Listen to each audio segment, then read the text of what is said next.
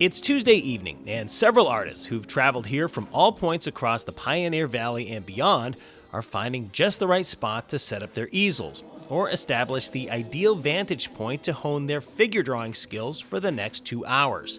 It's a class that's decades old in a studio that's just one of several art venues that can be found in this one-block stretch between Appleton and Dwight Street in downtown Holyoke. It's neat to see just how many of these old brick buildings have been repurposed for the arts. In the fall of '22, we stopped by an art studio just across the way on Ray Street. So it only seems fair that we pay a visit to one of the studios on this side of the canal this time. And if Deb Dunphy's art class from the fall of '22 was daytime TV, the goings-on here in this session might be classified as art after dark. Oftentimes, figure drawing involves models with nothing on, as was the case in this class, although no one else seemed to notice besides the guy behind the camera. Everyone else was just focused on the task at hand, because even the best artists can still get rusty when it comes to figure drawing. Figure drawing is like any other muscle that you have to exercise, whether you're training for a marathon, whether you're trying to work on learning a new language. You're practicing every single day, hopefully, if not every single week and month, to advance your skills little by little, setting goals for yourself, using disciplined time that you set aside to prioritize your artwork. That's something that I feel very strongly about, getting people in the habit of practicing. And it was an interesting style of practicing, as the evening began with what appeared to be speed rounds to get the artist loose.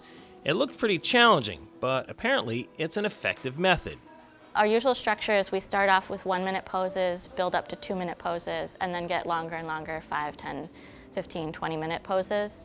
What that does is it allows the artist to warm up like you're doing stretches. You're kind of loosening up your arm and loosening up your eye and trying to grasp the most basic fundamental structure of the pose before you're getting into fine detail that you can get lost into. This class is just one iteration of the Holyoke Arts League, and the year 2023 marks the organization's 100th year in existence. Liz Popolo may be the league's current president, but the two women, Debbie Dunphy and Estella Bergeron, who not only held that title before her, but also led this class, continue to attend these figure drawing sessions. And believe it or not, it's still challenging even for them.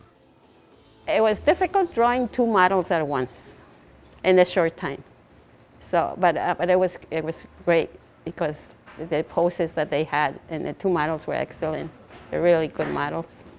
While we may not have gotten a look at the models, what we did get to see was the progress that each artist was making throughout the 2-hour session. It almost felt like a giant card game where no one could see each other's hand for the entire time. And then it all comes to fruition at the end when they put their cards down, only to find out they were all holding pocket aces.